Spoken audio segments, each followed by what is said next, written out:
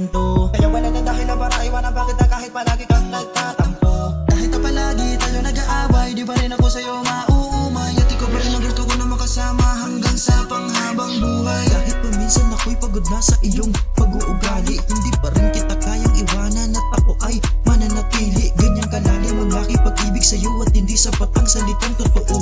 Dahil walang katumbas ang pagmamahal kong ito para sa'yo.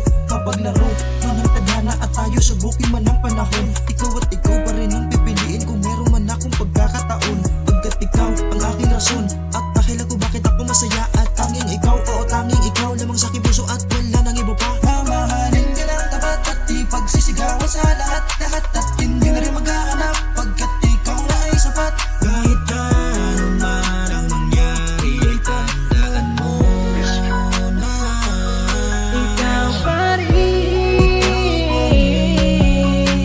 ang ibigin ko. Biyaya ka sa'kin ng Panginoon, di ko sasayangin ang pagkakataon na makasama ka. Lagi mo lang ngayong iisipin na hindi kita ibabalik dun sa iba, kasi mahal kita.